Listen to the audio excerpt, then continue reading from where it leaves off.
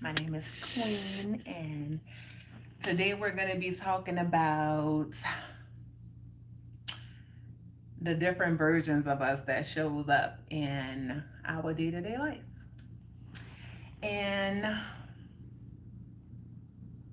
yeah, because I talk a lot about the soul and the ego, but I've really been reflecting on just healing the different versions of me and how those versions show up in different moments in my life, and how I just have to stop sometimes and be like, where did that come from? Or why did I respond that way? Or why do I feel a need to want to do this or that? And I don't think we really think about who's showing up in the moment. Like, have you ever interact with somebody and you was like, wow, they act like a child, but they're a grown man or grown woman. You know what I'm saying? They're showing up as a 5-year old or a 10-year old. Like, you may put this age on it because that's how they're showing up. And it's a real thing. So I've had many moments where I have to stop and be like, hmm, why did I do that? Or why did I feel the need to go and um, spurge on buying all these tennis shoes? And it's so funny because I'm gonna go there because my kids was like, "Ma, since when did you become a sneakerhead?" And I was like, "What are you talking about?" Because they know I'm not big on like buying tennis shoes, or like I don't care about that stuff. Me as my 42-year-old self. And I had this moment where I went and I brought um, someone's in different colors, and um, like I was just on this buying spree of buying different tennis shoes, and um, my kids kept saying like, "What is up with you?" And I was like, you know what? I had to really start to think about it, like reflect on it.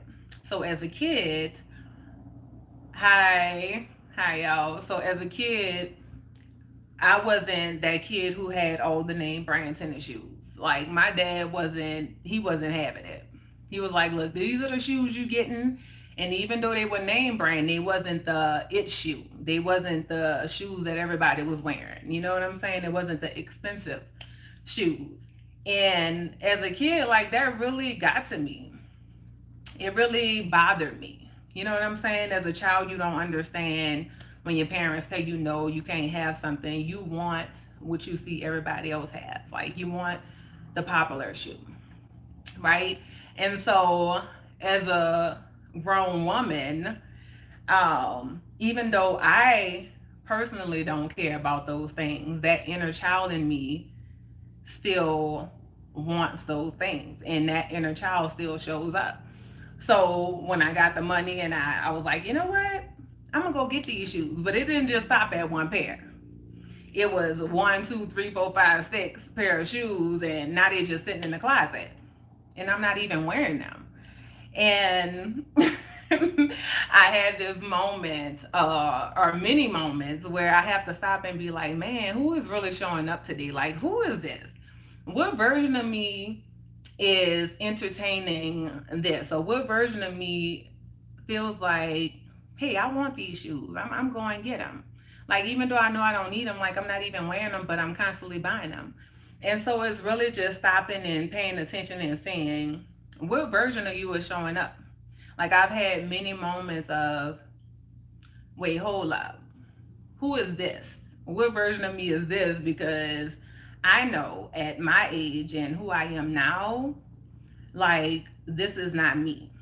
This is not how I'm showing up. And let's talk about just when we're raising kids, right? I've had moments where I'm furious and angry at my kids and I'm lashing out at them. And I was talking to my therapist one day and I was like, sometimes I feel like I can fight these kids because I feel like they're ungrateful. I feel like, I'm showing up and I'm doing all these things and I'm giving them all the things that I didn't get as a kid. And I feel like they don't appreciate it. And then I stopped one day and I was like, I know this is not my 42-year-old version of me that really feel like I can fight my kids. Like, I'm about to fight y'all because I didn't have this shit. I didn't have nobody showing up for me the way that I'm showing up for y'all. I didn't have nobody to hold space for me and say, look, it's okay for you to talk to me. It's okay for you to share how you're feeling. It's okay for you to have a voice. It's okay for you to have an opinion. And I'm giving y'all that. And y'all ain't appreciating it. So like I'm mad. And it wasn't the adult me that was mad. It was the inner child me that was mad. And so I wanted to talk about this because I don't feel like we reflect on it enough. I don't feel like we really think about who's showing up in our day-to-day life. And we talk about the ego and the shadow, but we don't talk enough about us and those different versions of us. And every part of you matters. Every part of you is still existing. Like, even though you are grown up or you may be this grown man or grown woman, um, that inner child is still there. That teenager is still there. All those versions of you who didn't get what they needed still exist inside of you. And so healing comes in layers. And don't think just because you may feel like, oh, I healed from this or I did the work here, that it's done. Like, it's literally happens in layers. It's like peeling the onion. You know what I'm saying? Like, you just never know what's going to show up, what's going to trigger what, or who's showing up in moments of, spirit of moment things that you may buy, or um, feeling like you need certain things, you know what I'm saying? But it's up to us to go within ourselves and get those things to ourselves. So the biggest thing for me is with my kids, because it's a lot of things that I didn't get that I give to them. And when I recognize that it wasn't the adult me who was angry, it was the inner child me that was angry. And I was like, okay, how do I tend to that version of me? How do I cater to those needs? And I had to stop in the moments of getting frustrated at my kids and feeling like I was ready to fight them. Like, look, we about to fight because I'm mad. I'm mad because I didn't get this.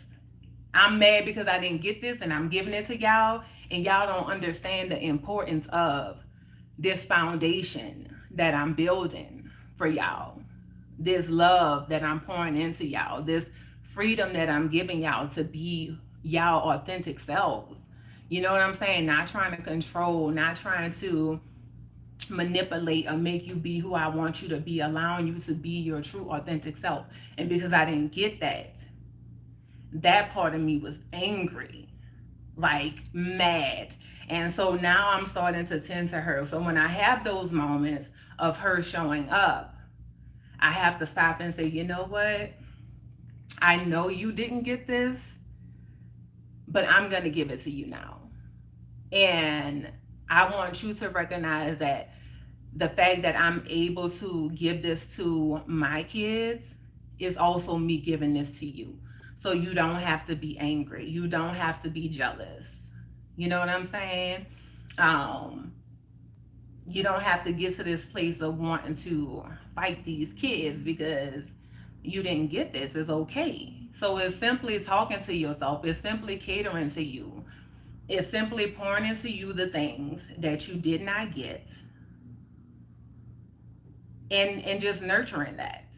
And it could be something as simple as just a conversation with you and your inner child, whatever age that comes up for you, like tending to that. But I've been having a lot of moments where I have to stop and say, man, who's showing up right now? Because I know this version of me that is in this beautiful space of awareness and gentleness and care and just understanding me. I'm realizing now that I'm starting to really understand other versions of me who didn't get the things that I am now giving to myself now. So it's really going down the line of, okay, who is this? What do you need? What did you feel like you need? What do you feel like you didn't get so I can give it to you? And so it's really our job to do the work. Like nobody is gonna do it for us, and we can sit around all day talking about what we didn't get or how we didn't get these things, but it's really our job now as adults to pour into us and give those things to us. So um I, it's crazy because it's like it's such a real thing, and so many people are walking through life showing up as younger versions of themselves and not even aware of it. Don't have a clue. Don't have a clue of who's showing up. And then also with that, paying attention to the cycles that you may be continuing to repeat. What seasons do you repeat those cycles? Like for me, for a long time I was having my hardest struggles during the winter time, and I just noticed a pattern. Like I'm always going through this struggle during the winter months. I'm always struggling here. So what is the root cause of this? Like, why is it always during the winter time that I feel like I go through my darkest seasons? And so me and my friend was talking today, and she was just talking about also how she been paying attention to that, and how she been just stopping and reflecting and saying, you know what? It's kind of like going on a trip, right? And you pack these bags, and you take the luggage, you don't look in it, you don't see what's in it, you just take it. Those bags have been packed for years. You never open the suitcase to see what's in there. You just pick it up and you go. You go on this trip, and then it's affecting all the people around you. Is what you're carrying internally is what she was reflecting as the bags. You're carrying it around, but you never look in it to see, wow, where's that coming from? Like, what's in there? What's the root cause of why I keep repeating this cycle at this time of the year? And if you start to pay attention, you'll start to notice that your patterns and your cycles happen certain times of the year at the same time. And for me, it was always the winter months that I struggled the most in my finances. And so then I had to start to really reflect and say, okay, where did that come from? Like, what is going on with this? Why is it always from October to December, a little bit of January, I struggle the hardest in my finances? And then I just had to start to look at the patterns of growing up. You know what I'm saying? It was always a struggle around that time for my own parents. So it's kind of like the cycles repeating itself. And I mean, hey, you just was brought up in it, but you carried on that cycle, that energy. So it's up to you to break that cycle. You know what I'm saying? And then also a part of that too is when you're going through it, you're going to continue to go through it until you get the lesson. And I know now that the lesson is being able to experience these things and not judge yourself, not be hard on yourself.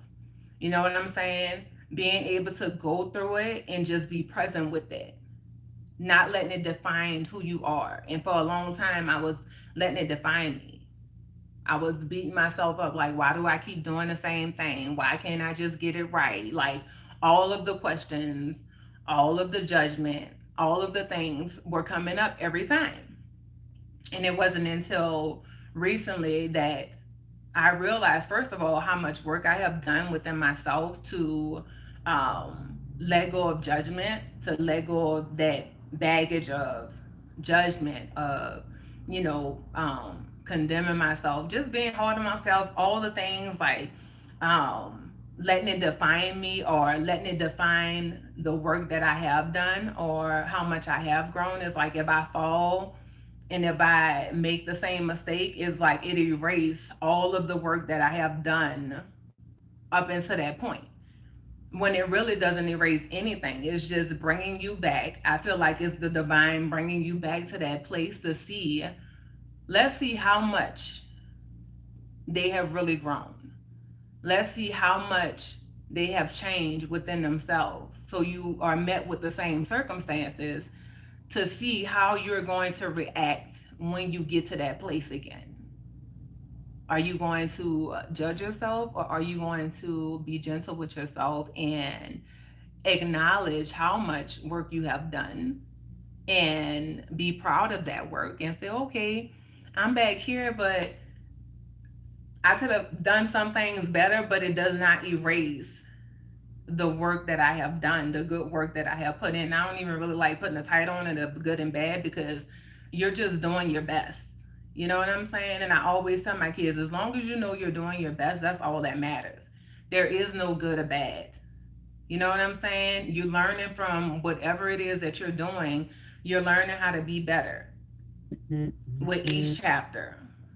So today it might be, oh, I paid everything on time this month. Next month it might be like, oh shit, like I didn't budget that too good, but it's okay. Look at what I did. Look at what I did accomplish. For me, a lot of times I used to,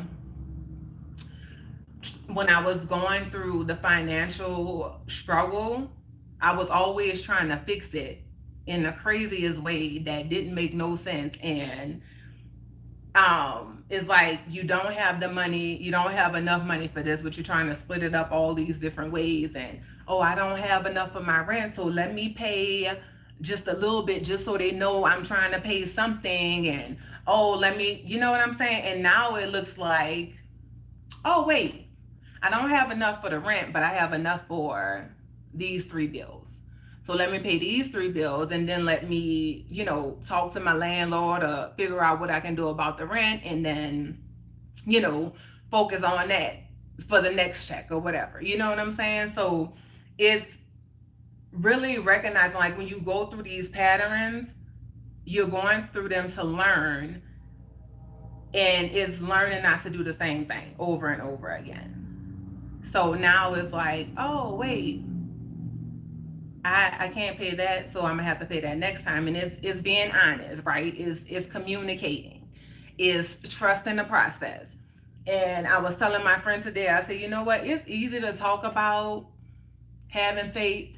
It's easy to talk about trusting the divine or walking by this blind faith. It's easy to talk about that stuff until you're faced with the situation. Then what are you doing? Do you really trust? Do you really have faith? Because if you really do, then you'll trust the process of really just doing the best that you can with what you have and allowing it to be what it's going to be, right? So the fear of not having enough, let's just talk about paying your rent. Because as a kid, I was homeless. So I know the fear of not having enough to pay your rent, and that fear and the anxiety that comes with that. It makes it hard for you to be able to trust. So then you're trying to, and I'm going there because then it's making sense now of why I felt the need to try to struggle and fix the things in crazy chaotic ways, because I was so afraid of facing that fear again of not having my own space, right? Or allowing my kids to go through what I had went through. So I was literally creating so much chaos trying to keep it together and creating more problems, bigger financial problems than the problems that I already had, than just truly allowing and trusting. Because even as a kid, of being homeless or not having our own space, we never had to sleep on the street. We always had a safe place to rest, to lay our head. But even as a kid, you don't understand that, and you just thinking about why I don't have my own space. But those moments, those traumas that affect us as a kid, we take them into our adulthood, and we don't understand why we're responding the way we're responding to a lot of situations, and why we're showing up the way that we're showing up, because those versions of us still exist. They don't just disappear. They're not just buried. Just because you may think you have buried parts of you does not mean that it's buried. Like, it's popping up out of that stuff. It's popping up out of that illusion of being buried that you created. And you just have to start being more aware of you, and paying attention to you and how you're showing up, and just simply asking the question of, damn, man, like, why did I say that? Why did I respond that way? Why did that thing trigger me? It's really going to be the questions that you ask yourself that's going to bring you to that point of understanding you. So I notice, like, I talk a lot about the ego and the shadow, and that's important. It's important for us to understand that too. But it's really important for us to understand just all the versions of us that still exist within us. So I had my niece pull up. She pulled it up for me, but I can't remember what the name of it is. But they have like these little dolls, and it's a little one all the way up to a big one, and they go into each other. And you can close it up, and when you open it, they all come out. Like, that's us, right? So what I do now is, like, I'll sit down and intentionally go within and just visualize every version of me. So from a baby to 1 years old, 2 years old, you get the point, all the way up to how old I am now. And I sit in that energy, and I just ask, what do I need to heal now in this moment? What version of me needs attention? You know what I'm saying? What do I need to focus on now? So it's really taking the time and setting the intention to just be with you, and going in and catering to you and seeing what you need, and how you showing up, you know? So I had another situation where I was at the grocery store. So after I separated from my ex-husband, I decided that, hey, I'm gonna just take 3 years to myself. I want to be by myself for 3 years. This is my time to heal and just focus on me. And then 2 years in, I started to entertain the idea of, oh, you know what? I think I might be ready to, get to know people, like start dating. And I said that, but I'm at the grocery store, and I was talking to my cousin. And I kept saying, you know what? I just want to meet somebody naturally, organically, like in a grocery store or something. That's how I want to meet somebody. So I'm at the grocery store, and I leave out, and I see this guy like looking at me. So I'm looking at him, and he's looking at me, and I'm like, okay, you looking at me and I'm looking at you. What's up? So he was like, what's going on? Like, come here, And I'm like, absolutely not. So I start walking. Oh no, wait, before that, I like screamed across the parking lot. I was like, oh, sir, you are fine, like that. And I'm like, first of all, that is not even my character. That is so out of my comfort zone. Like, I am not somebody who flirts or just It's not in my comfort zone. So I'm walking, I screamed that across the parking lot, and I'm walking looking for my car, and I can't find my car. And then I realize my car is parked right across from this gentleman. So I'm like, oh shoot. Like, now you gotta face that. So I'm going to my car, he's going to park his buggy, and he was going back to get in his car, and I was like, bye, have a good day. And he turned around, he was like, no, come here. And I was like, excuse me, you're supposed to come to a lady. You know what I'm saying? So he was like, okay. So he walked over there. And as he walking towards me, the anxiety kicked in. I was like, girl, what the hell are you doing? Like, what is going on? So my daughter's in the car and I'm like having anxiety. I'm like freaking out. And so he walks over to the car and he was like, oh, how you doing? And he's talking to me. And then he asked me, he was like, oh, do you have a man? And I was like, yeah. And I had to stop. I was like, he was like, oh, okay, well, I was just coming because I wanted to, find out if you knew any restaurants out here. He was from Kansas. And he was like, I want to know if you knew some restaurants out of here. And so after we're done talking, he walks away and I'm sitting there and I'm asking myself, like, first of all, why did you lie? You don't have a man. And then I kept beating myself up about it because I was like, why did you lie? First of all, just think about how this man is perceiving you. First of all, you was flirting with him in the parking lot. And then you tell him you have a man. So how does that look? And then he's like, oh, is that your daughter? And I'm like, yeah. So after he went away, like after he left, I'm asking myself, first of all, why did you lie? Like, and then I started thinking about how he was perceiving me saying that I had a man after flirting with him. And then my daughter's right there, like just all the things that he could have been thinking in his mind, right? And as I asked myself that question, I was like, why did you say that? And then I reminded myself, or I was reminded, that that was my defense mechanism when I didn't want to give somebody my number, right? In the past versions of me, when people would try to flirt with me, that was always my go-to. Like, nah, I got somebody because I don't want to talk. I don't want to be bothered. And a lot of times that didn't work. People still try to pursue you. They still trying to talk to you. But this gentleman, on the other hand, like he didn't continue to pursue me. So then I'm looking at his character. I'm like, oh wow, like he really was a nice guy. Like he really was a respectable guy because he's like, okay, you have a man. I'm not about to try to still talk to you.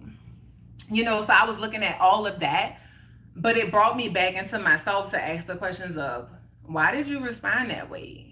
What was going on? Like, what happened that your nervous system started to like go haywire? And I realized like I was saying that I'm ready for this, but I'm really not ready for this. You know what I'm saying? So the fear kicked in, the anxiety kicked in. It was like, and then that brought on a response of, yeah, I got a man. Like I was flirting with you, but I done changed my mind. And I can't just be honest and tell you that. So I'm just gonna lie and tell you I have somebody because that's what I did in the past. That's what past versions of me did. So in that moment, a past version of me showed up and was like, we are not doing this. You know what I'm saying? So it's just so many ways that things come up for us and we don't take the time to stop and just really try to figure out why we're responding the way we respond, why our nervous system is going haywire. So it's really just tending to that and really asking those questions. Why are your chest tightening it? Why are you, getting anxiety? Why are you getting this tightness in your chest or in your gut? Like, you know what I'm saying? All the things. So it's really just being so in tune with you and really understanding you so you know why you're showing up the way you're showing up, but tending to you without judgment. Like it is okay. I beat myself up for weeks about that because I was like, I don't like how this man walked away perceiving me because I started thinking about all the things. I was like, he probably like, what the hell? Like, first of all, you saying you have a man, you flirting with me, your daughter's right here. Like, what type of example are you setting for her? You know what I'm saying? And it was a whole thing. Like I was so upset at myself and I just wanted to make it right. So then I was like, oh, I just want to see him again so I could just be honest and let him know what was going on, like what happened, and we get to this point of wanting to have to explain and make things right. And sometimes you just have to make it right with you. Like, it's not about you making it right with somebody else. It's about you sitting with you, being honest and transparent, and that's enough.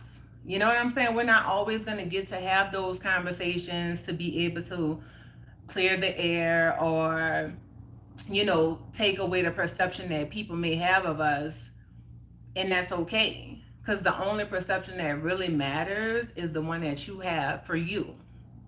How do you see yourself? Is really all that matters. It really is. Because people gonna think what they want to think. They gonna think they know you off of one conversation. You know what I'm saying? They gonna come up with all these stories and ideas of whatever fit their reality or how they want to view you. And it's okay, but you only can be okay with that when you're okay with yourself. When you truly understand you. You know what I'm saying? So it's it's interesting. It's very interesting. That part of just these different versions showing up and just recognizing it. And then when I stop and I'm like, damn, who was that? Oh, that was that 20 girl, that 20-year-old version of you entertaining this guy. Like, you already know that is not it.